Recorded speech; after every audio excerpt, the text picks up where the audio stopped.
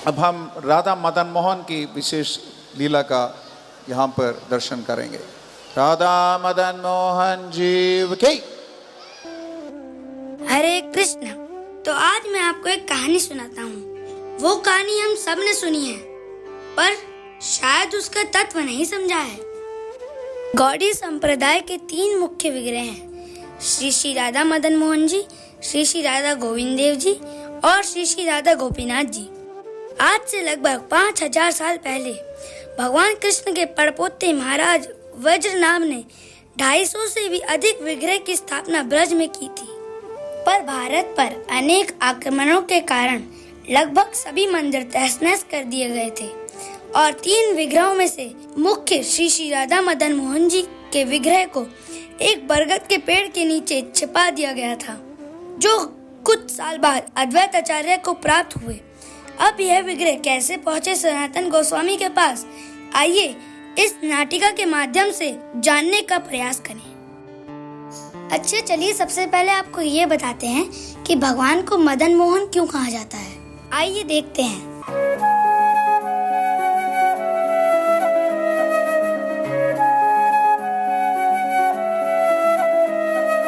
अधरं मधुरं मधुरं वदनं मधुरं मधुरं नयनं मधुरं मधुरं हसितं मधुरं मधुरं अधरं मधुरं वदनं मधुरं नयनं मधुरं हसितं मधुरं हृदयं मधुरं गमनं मधुरं मधुराधिपतेरखिलं मधुरं वचनं मधुरं मधुरं चरितं मधुरं वसनं मधुरं मधुरं फलितं मधुरं वचनं मधुरं चरितं मधुरं वसनं मधुरं फलितं मधुरं वचनं मधुरं चरितं मधुरं वसनं मधुरं फलितं मधुरं चलितं मधुरं भ्रमितं मधुरं मधुराधिपतेरखिलं मधुरं वीणुर्मधुरो रेणुर्मधुरः पाणिर्मधुरः पादौ मधुरो वीणुर्मधुरो रेणुर्मधुरः पाणिर्मधुरः पादौ मधुरो नृत्यं मधुरं सख्यं मधुरं मधुराधिपतेरखिलं मधुरं नृत्यं मधुरं सख्यं मधुरं मधुराधिपतेरखिलं मधुरं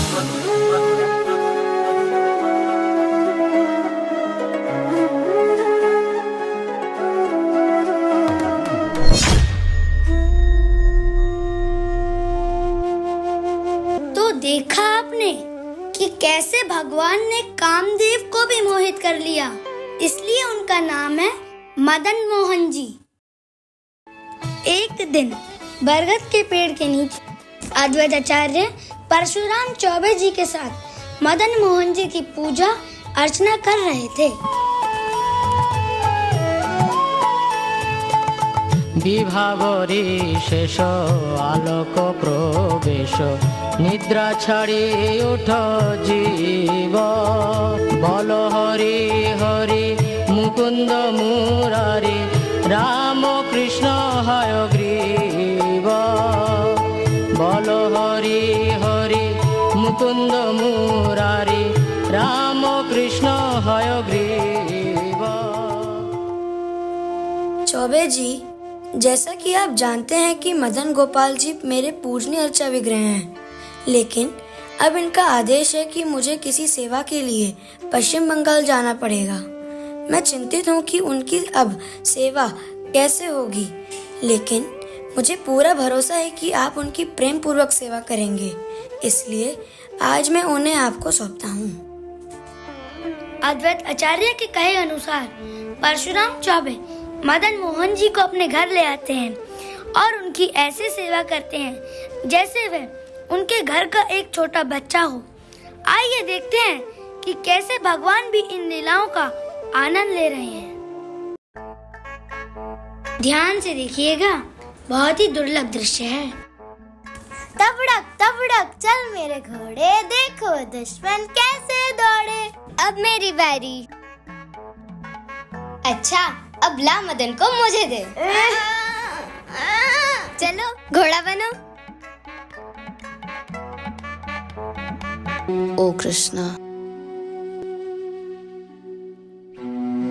ये हैं भगवान के परम भक्त सनातन गोस्वामी, जो रोज मदन मोहन जी के साथ ऐसा व्यवहार होते हुए देख रहे थे।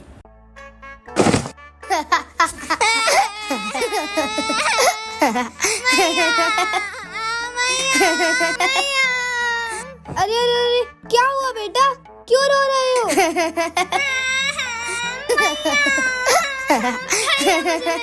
नहीं देना चाहता, मुझे नीचे गिरा दिया। तुम दोनों ना पूरा घर सर पे उठा के रखा हुआ है। दिन भर शैतानी करते रहते हैं दोनों के दोनों। चलो जाओ, अब दोनों नहा लो जाकर। चलो मदन को भी नहला देते हैं।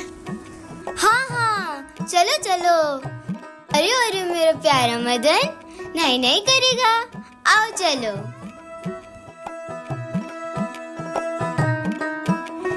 चल मदन, ई कर। अरे इसको दातून करा रहा है। इसके तो दांत ही नहीं है।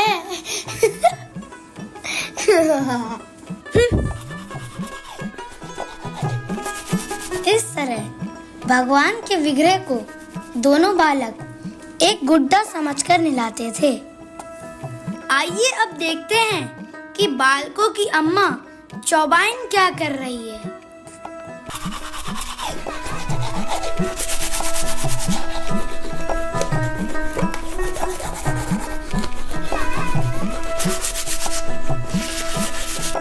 ओहो, काफी समय हो गया है, भोग भी बनाना है।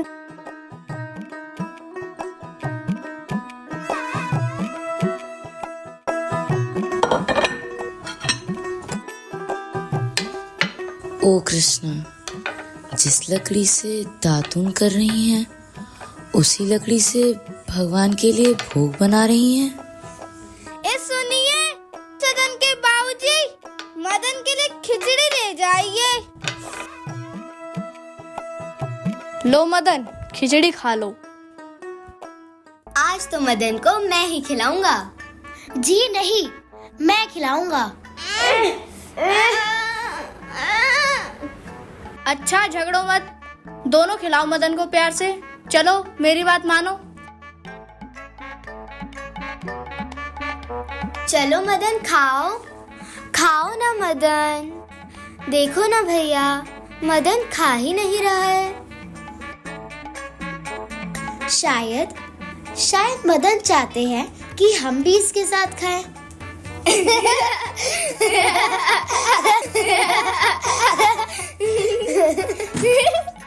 अरे सनातन गोस्वामी जी, आइए आइए, अंदर आइए ना। अरे भाग्यवान, थोड़ा पानी लाना। देखो हमारे घर कौन आया है। हो भाग्य हमारे, जो आप हमारे घर पधारे, हो गए हमारी कुटिया के वारे न्यारे। आइए स्वामी जी, यहाँ बैठिए। अरे आपके आने से तो हमारा घर शुद्ध हो गया है।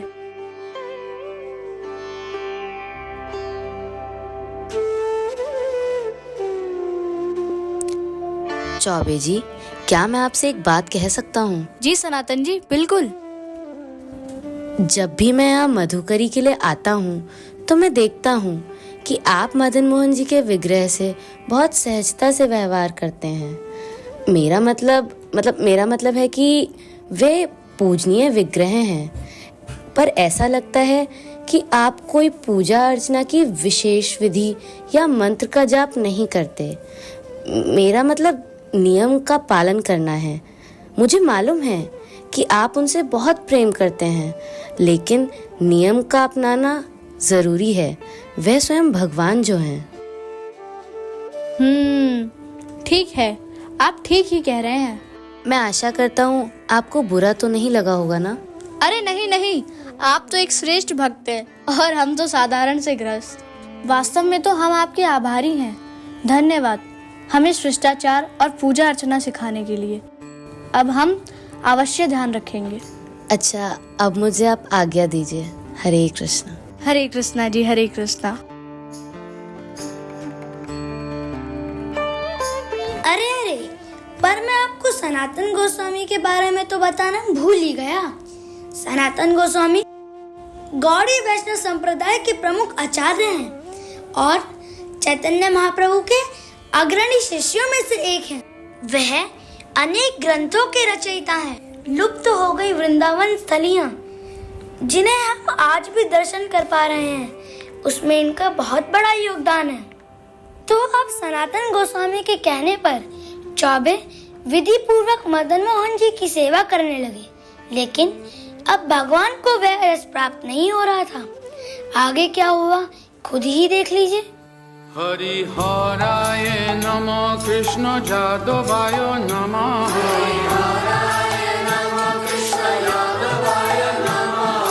यादवाय माधवाय केशवाय नमः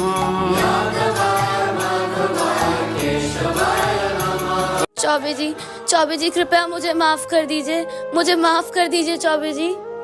अरे अरे, आप ये क्या कर रहे हैं सनातन जी? मुझे पता नहीं था कि आपका शुद्ध भाव मदन मोहन को इतना प्रिय है। मैं इस रिश्ते की गहराई को समझ ना सका।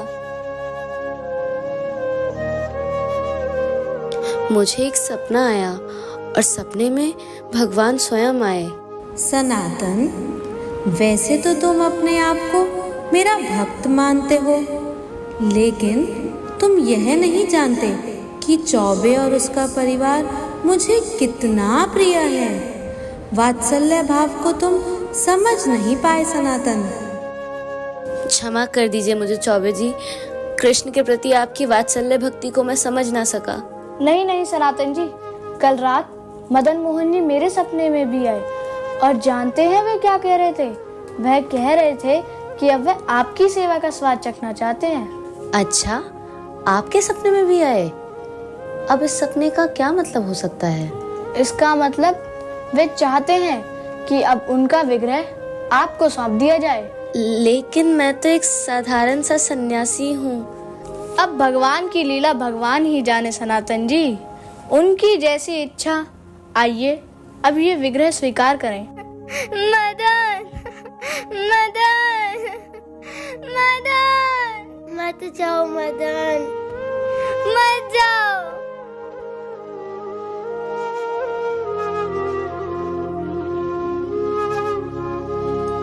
तो जैसा हमने अभी तक देखा कि मदन मोहन जी अब सनातन गोस्वामी के पास आ गए और सनातन गोस्वामी जो एक सन्यासी हैं, उन्होंने उन्हें एक बरगद के पेड़ के नीचे स्थापित किया और अब शुरू हो गई सनातन और भगवान के बीच की आकर्षक लीलाएं। सनातन, आज तुमने मेरे लिए क्या बनाया है? वही जो मैं रोज बनाता हूँ प्रभु, बाटियाँ। मैं ठहरा एक सन्यासी, भला मैं आपको और क्या दे सकता हूँ?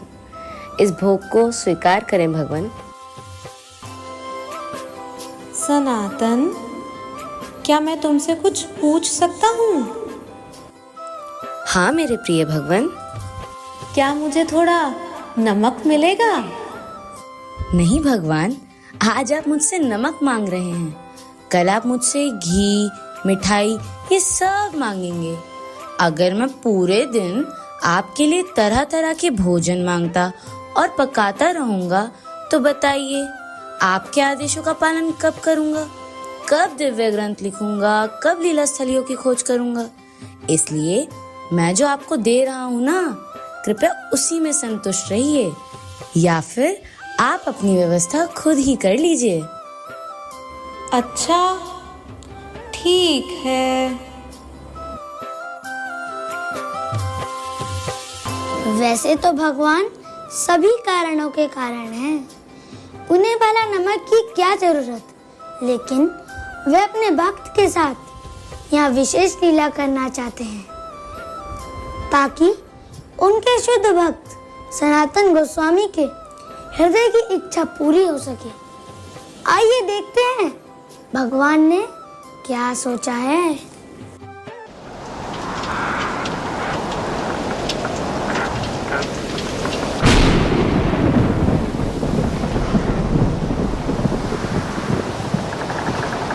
यह तूफान तो रुकने का नाम ही नहीं ले रहा है शेर सिंह। लगभग 2 घंटे से लगातार बारिश हो रही है जी, रुक ही नहीं रही। पता नहीं आज क्या होगा। अगर हम इसी गति से चलते रहे तो कब तक आगरा पहुंच जाएंगे? अगर सब कुछ ठीक रहा तो जी लगभग 2-3 घंटा जो पहुंच जावांगे कपूर साहब जी। मुझे लगता है कि हमें बाजार खुलने से पहले किसी तरह पहुंच जाना चाहिए, नहीं तो ग्राहक खाली हाथ लौट जाएंगे और हमें भारी नुकसान उठाना पड़ेगा। अरे अरे अरे शुभ शुभ बोले कपूर साहब जी, अवश्य पहुंच जावांगे। भगवान ते भरोसा रखिए तुसी। कपूर साहब, ध्यान नाल कपूर साहब जी, तुसी गिरना मत। हाँ मैंने पकड़ लिया शेर सिंह, तुम अपने आप को संभालो। अरे अरे अरे नाविक, ये क्या हो रहा है? सब ठीक है साहिब, घबराने की कोई बात नहीं है। लगता है नीचे बहुत बड़ी बड़ी चट्टानें हैं यहाँ। अरे ध्यान से चला भाई, साडी नैया यही मत डुबा देना। जी साहिब, कोशिश तो यही कर रहा हूँ, लेकिन तूफान और बारिश बहुत तेज है ना, और नीचे चट्टानें भी हैं। कपूर साहब,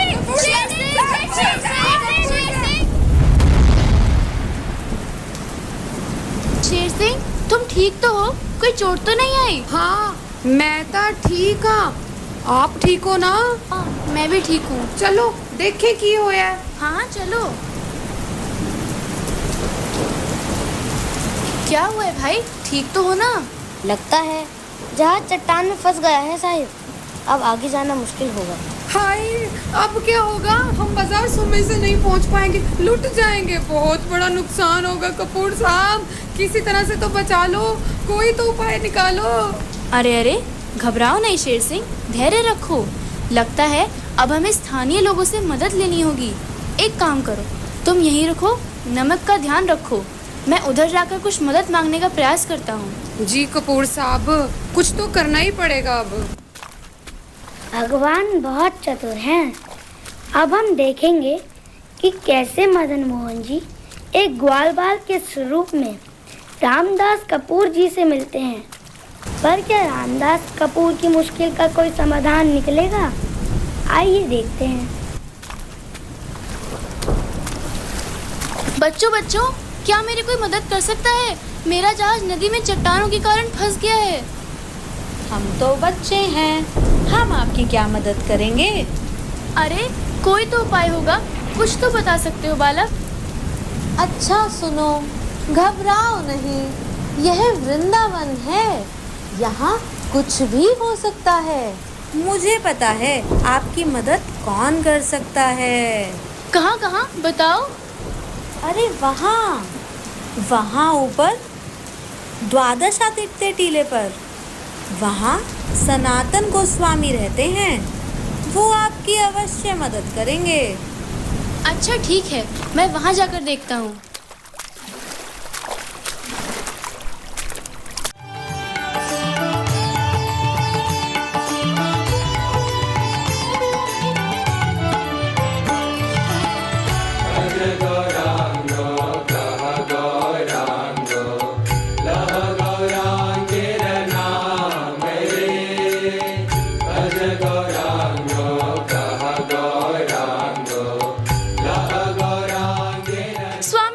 स्वामी जी मेरी मदद कीजिए, मैं रामदास कपूर, मेरा जहाज वहाँ यमुना में नीचे फंस गया है, कृपया मेरी मदद कीजिए स्वामी जी। भला इसमें मैं आपकी क्या मदद कर सकता हूँ? जीवन की हर स्थिति में जीव को शरण तो केवल मदन मोहन जी की लेनी चाहिए। आइए मैं आपको उनके पास ले चलता हूँ। आप इनसे प्रार्थना कीजिए कि ये आपकी सहायता करें। ईश्वर परम कृष्ण सच्चिदानंद विग्रह अनादिरादिर गोविंद। कपूर साहब गजब हो गया कपूर साहब। क्या गजब हो गया शेर सिंह, बड़े खुश लग रहे हो। अरे खुश होने की बात है कपूर साहब, चमत्कार हो गया, चमत्कार। हमारा जहाज नदी से बाहर निकल गया। ओए बले बले बले बले बले। यह तो सचमुच चमत्कार हो गया शेर सिंह। स्वामी जी ये सब आपके कारण हुआ है। नहीं, ये तो मदन मोहन जी की कृपा के कारण हुआ है। अवश्य। बताइए मैं आपके लिए क्या कर सकता हूँ, मैं मदन मोहन जी की क्या सेवा कर सकता हूँ। अगर आप चाहें तो मदन मोहन जी के लिए आप मंदिर बनवा सकते हैं। हाँ जरूर, क्यों नहीं। अब आप हमें आज्ञा दें, जब मैं बाजार से वापस लौटूंगा तब मैं आपसे जरूर मिलूंगा। चलो शेर सिंह। सनातन, क्या तुमने देखा रामदास कपूर के जहाज में कितना नमक था? मतलब ये सब आपने नमक के कारण किया है?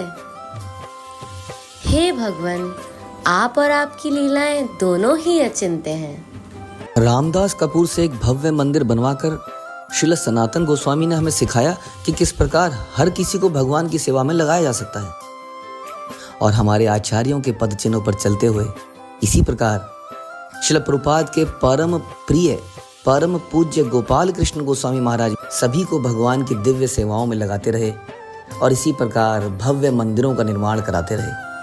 शायद हमारे माता पिता ने हमारे लिए एक घर दिया होगा, परंतु गुरु महाराज इतने दयालु हैं कि मंदिरों और भक्तों के संग के माध्यम से हमारे लिए इतने सारे घरों और परिवारों का निर्माण कर दिया कि हमें और आगे आने वाली पीढ़ी को कभी कमी न रहे और उनके अप्रकट होने पर भी हम सब के ऊपर हमेशा संरक्षण बना रहे। परम पूज्य गोपाल कृष्ण गोस्वामी गुरु महाराज की जय। हरे कृष्णा। बिल्कुल सन्नाटा छाया हुआ है। बच्चों ने बहुत गंदा प्रोग्राम था ना। बस इतना।